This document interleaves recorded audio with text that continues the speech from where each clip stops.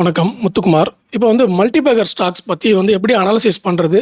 Multibagger stock எப்படி find out பண்றதுன்ற அந்த ஒரு ஸ்ட்ராட்டஜிஸ் வந்து கேட்டிருந்தாங்க கமெண்ட்ல. அத பத்தின கம்ப்ளீட் டீட்டெயில்ஸ் வந்து இப்போ நம்ம பார்ப்போம். ரொம்ப முக்கியமான வீடியோ இது. அதனால எல்லாருமே வந்து தொடர்ந்து லாஸ்ட் வரைக்கும் பாருங்க. அதுக்கு முன்னாடி எல்லாரும் வந்து டிஸ்க்ளைமர் அண்டர்ஸ்டாண்ட் பண்ணிக்கங்க. நம்ம சேனல்ல குடுக்குற அனைத்து தகவல்களும் ஒன்லி ஃபார் எஜுகேஷனல் பர்ப்பஸ் மட்டும்தான். இதில எதுவுமே வந்து ரெக்கமெண்டேஷன்ஸோ, டிப்ஸோ கிடையாது. நான் வந்து செபி ரிஜிஸ்டர்ட் அனலிஸ்ட் இல்ல. அதனால before investing consult your financial adviser. Okay.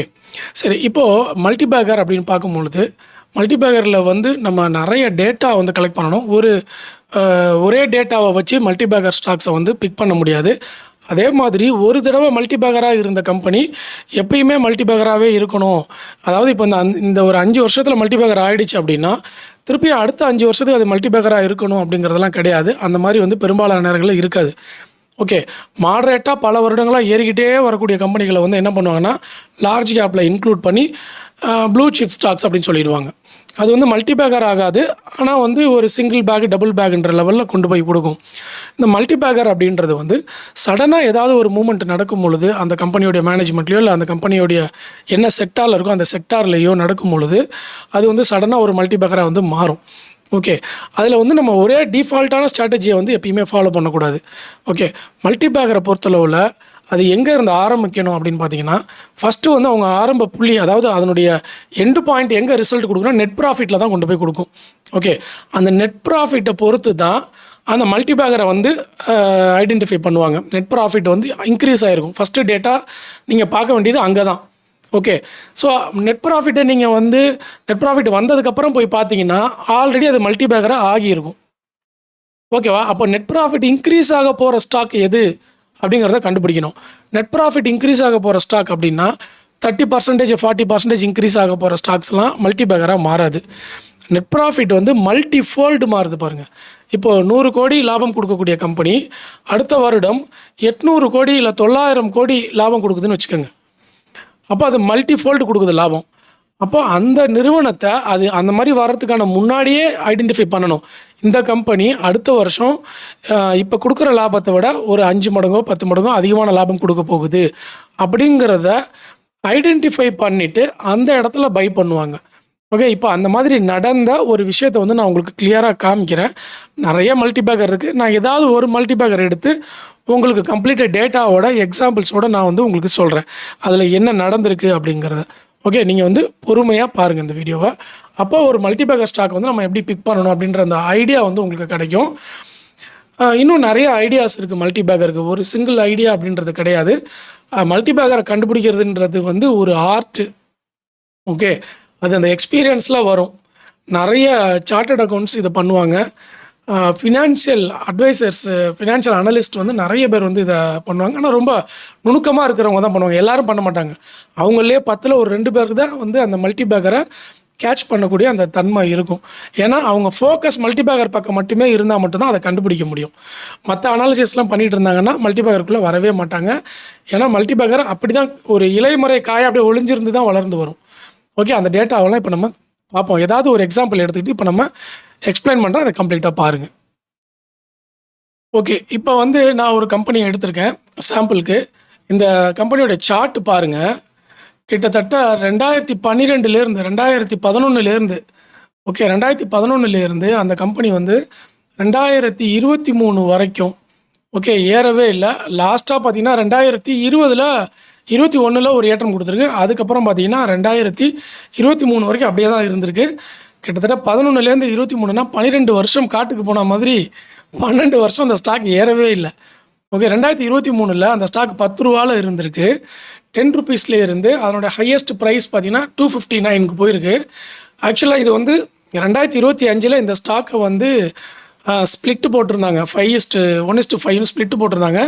அந்த அட்ஜஸ்ட்மெண்ட் ப்ரைஸோடு தான் இப்போ நம்ம பார்த்துட்ருக்கோம். ரியல் ப்ரைஸ் இல்லை. ஓகே. 5 மடங்கு அதிகமாக இருந்தது. அட்ஜஸ்ட்மெண்ட் பண்ணியிருக்காங்க 5:1ன்னு சொல்லிட்டு.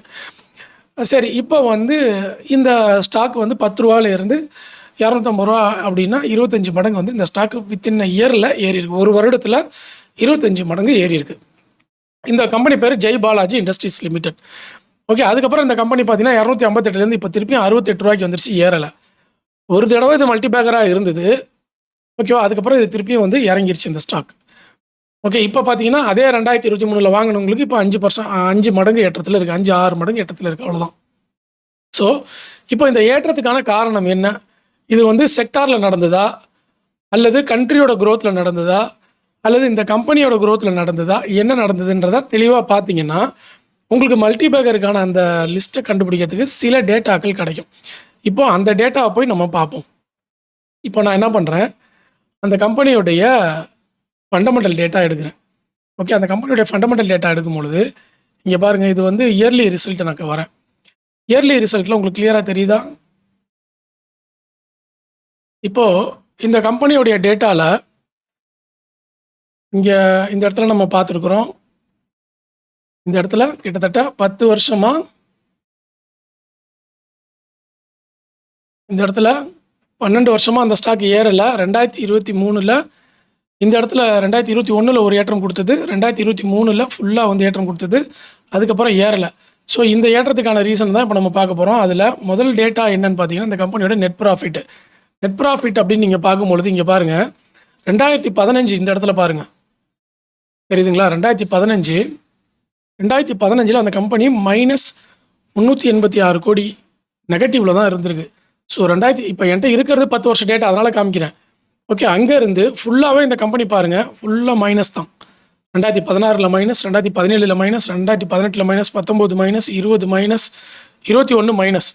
ஸோ இந்த வருஷம் ஃபுல்லாவே அது என்ன ஆயிருக்கு? மைனஸ்ல தான் அந்த டேட்டா வந்து அவங்க காமிச்சிருக்கிறாங்க. ஸோ நஷ்டத்துல போன ஒரு கம்பெனி இது. ஓகேவா? இது மல்டிபேக்கர் ஆகும்னு எப்படி ஐடென்டிஃபை பண்றாங்க அப்படின்றத பார்ப்போம். இப்போ மார்ச் 2021ல 76 கோடி வந்து நெகட்டிவ்ல காமிச்சிருக்கிறாங்க. மார்ச் 2022ல நஷ்டத்துல இருந்த கம்பெனி லாபத்துல வந்ததே பெரிய விஷயம்.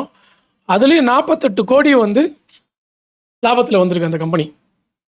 புரியுதுங்களா? 48 கோடி லாபத்துல வந்திருக்கு. அப்போ நீங்களே யோசிச்சு பாருங்க அந்த கம்பெனியோடைய நிலவரத்த. அப்படியே கிரீனா மாறி இருக்கு. நெகட்டிவ்ல இருந்து 48 கோடி லாபத்துல வந்திருக்கு. அப்போ 2022ல தான் அந்த ஸ்டாக் வந்து ஏற ஆரம்பிச்சிருக்கு. ஆனா அதுக்கான டேட்டா எங்க வந்ததுன்னா 2021லயே வந்துருச்சு. அப்போ 2021ல என்ன நடந்தது அப்படின்றத நம்ம பார்க்கணும். 2021ல நமக்கு கோவிட் கிராஷ் வந்ததுக்கப்புறம் ஆத்ம நிர்பார் அப்படின்னு ஒன்று அனௌன்ஸ்மெண்ட் பண்ணாங்க. ஞாபகம் இருக்குங்களா எல்லாருக்கும்? அந்த ஆத்ம நிர்பார் அனௌன்ஸ்மெண்ட் பண்ணும்போது 20 லட்சம் கோடி அப்ராக்சிமேட்டாக ஃபண்டை இன்ஃபியூஸ் பண்ணாங்க கண்ட்ரியில். ஸோ அந்த ஃபண்டு இன்ஃபியூஸ் பண்ணும் பொழுது எல்லா கம்பெனியும் ஏறிச்சு. கரெக்டுங்களா? அப்போது 2021ல் இந்த ஸ்டாக்குடைய சார்ட் பார்த்தீங்கன்னா கொஞ்சம் ஏற்றம் கொடுத்துருக்கும். எல்லா நிறுவனங்களும் ஏறும் பொழுதும் இதனுடைய சார்ட் பார்த்தீங்கன்னா இந்த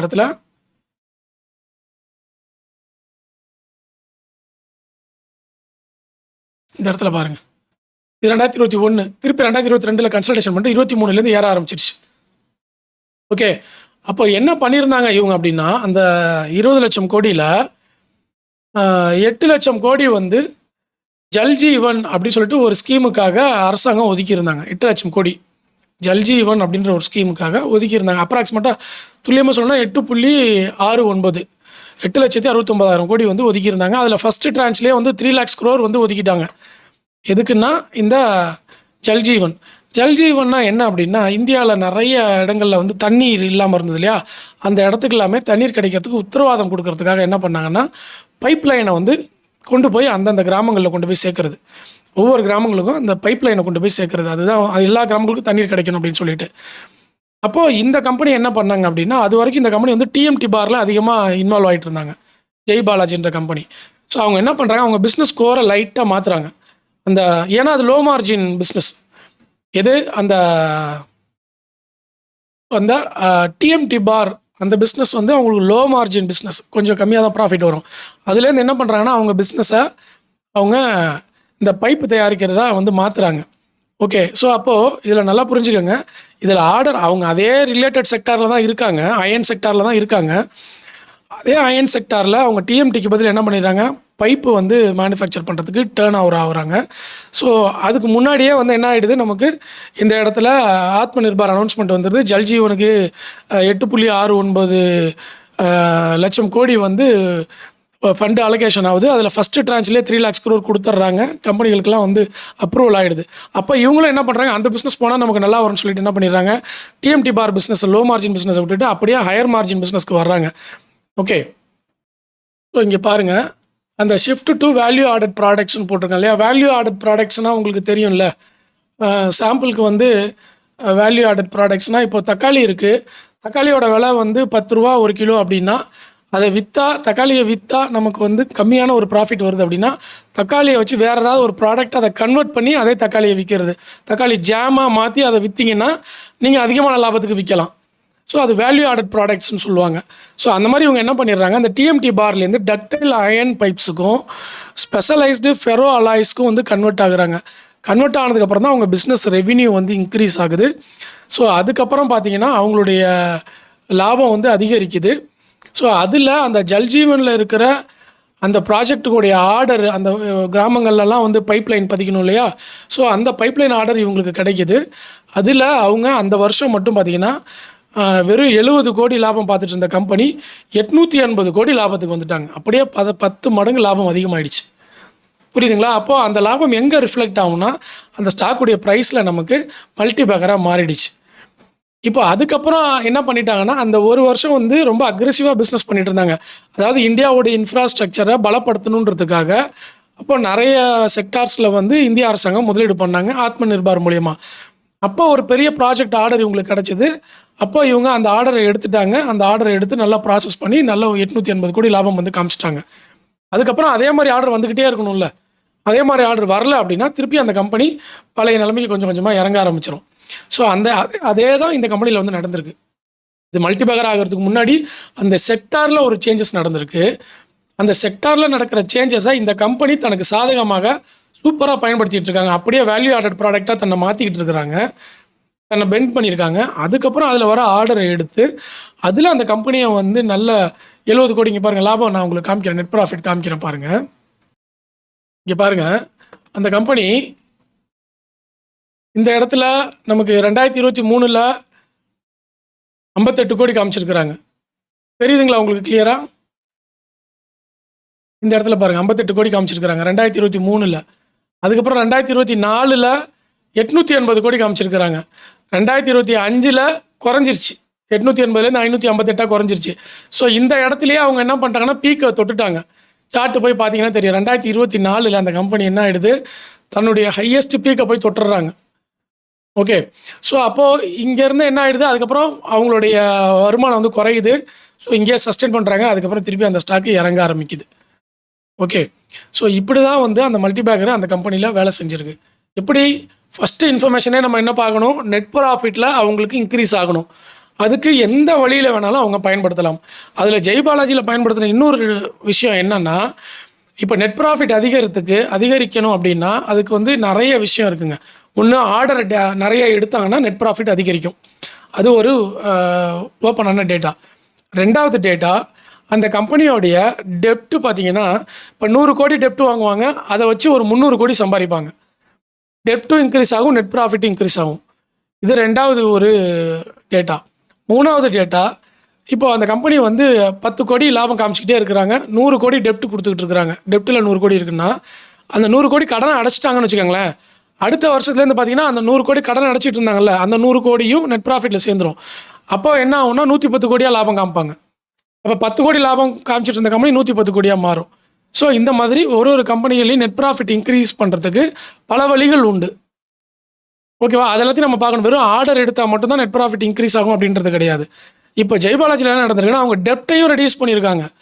டெப்ட்டையும் ரெடியூஸ் பண்ணி பிஸ்னஸையும் வேல்யூ ஆடடாக மாற்றி அட் த சேம் டைம் புது ப்ராஜெக்டையும் எடுத்து நெட் ப்ராஃபிட்லையும் இன்க்ரீஸ் பண்ணிட்டாங்க. ஸோ 3 வேலை வந்து இந்த கம்பெனி 2024 அட்டாக் பண்ணியிருக்கு. அதனால தான் இந்த கம்பெனி 10 ரூபாலேருந்து 260 ரூபா வரைக்கும் வந்து மல்டிபேக்கராக மாறி இருக்கு. அப்போ நம்ம ஃபஸ்ட்டு கவனிக்க வேண்டியது எது, நெட் ப்ராஃபிட்டில் இன்க்ரீஸ் ஆக போகிறதுக்கான சாத்தியக்கூறுகள் எங்கே இருக்குது அப்படிங்கிறத கண்டுபிடிக்கணும். ஆர்டர் புதுசாக எடுத்திருக்காங்களான்றதை கண்டுபிடிக்கணும். அவங்க செக்டாருக்கு ஏதாவது கவர்மெண்ட் அனௌன்ஸ்மெண்ட்டோ அல்லது ப்ரைவேட் ஏதாவது அனௌன்ஸ்மெண்ட் வருதான்றதை பார்க்கணும். ஓகேவா? இதெல்லாம் பார்க்கணும். அதில் இந்த கம்பெனி இன்வால்வ் ஆகுதான்னு பார்க்கணும். இதே மாதிரி பார்த்தீங்கன்னா cable related company. Okay, cable எல்லா கிராமங்களுக்கும் இன்டர்நெட் கொண்டு போய் சொல்லி கேபிளையும் அதே மாதிரி கொண்டு வந்தாங்க. அதுவும் ஆத்ம நிர்பார் இருந்தது. அப்போ பார்த்தீங்கன்னா கேபிள் ரிலேட்டட் கம்பெனிகள் எல்லாம் ஏறிச்சு. அதில் ஸ்டெர்லைட் டெக்னாலஜிஸ் பார்த்துருப்பீங்க நீங்கள். இப்போ ஏறிக்கிட்டே வருது, மல்டிபேக்கராக மாறி இருக்குது.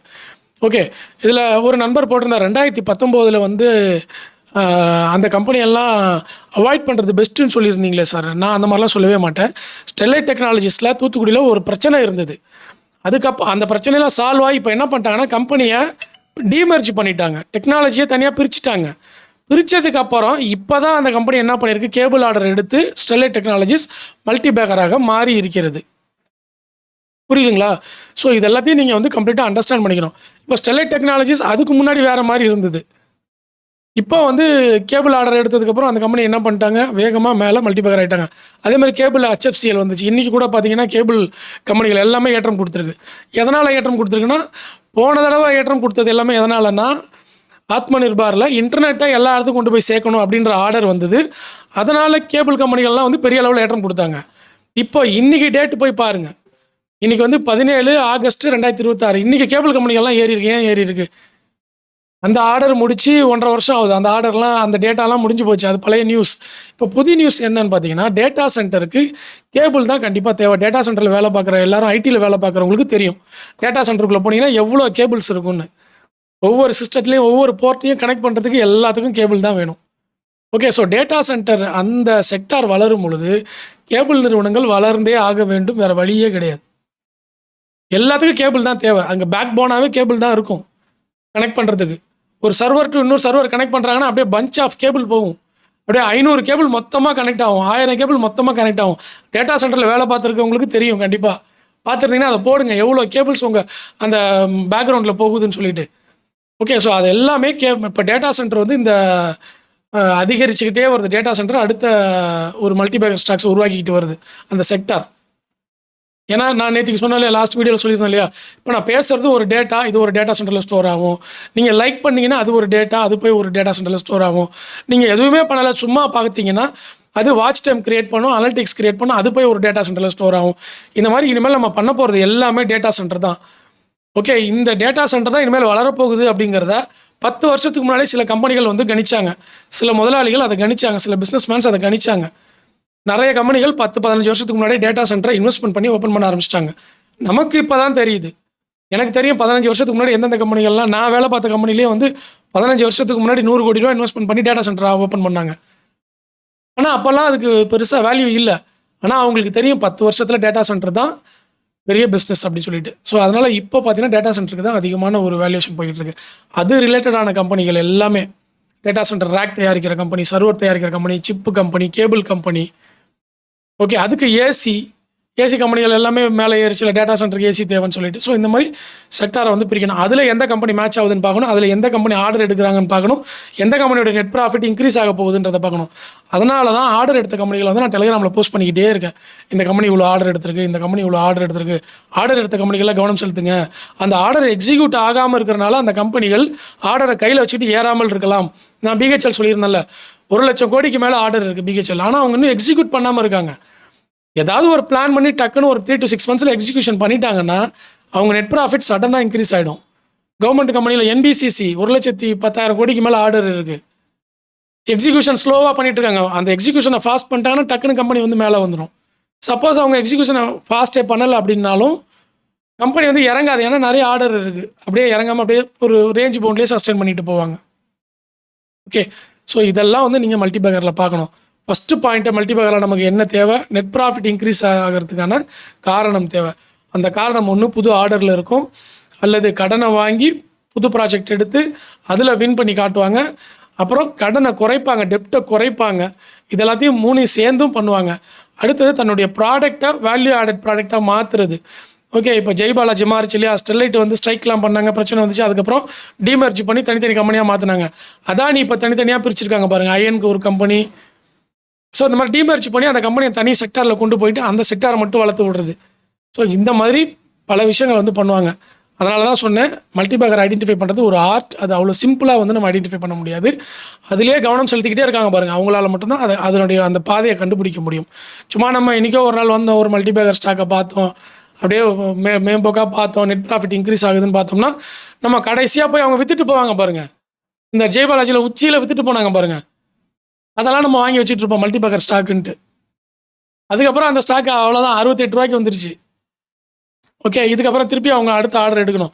இப்போ கவர்மெண்ட் என்ன பண்ணியிருக்கிறாங்க, முதல்ல 3 லட்சம் கோடி ஒதுக்கி இருந்தாங்களா ஜல் ஜீவனுக்கு, அதுக்கப்புறம் செகண்ட் ட்ரான்ச்சில் அடுத்த அனௌன்ஸ்மெண்ட் என்ன கொடுத்துட்டாங்க, 8,69,000 கோடி ஆர்டரு எக்ஸ்பென்சஸ் கொடுத்துட்டாங்க.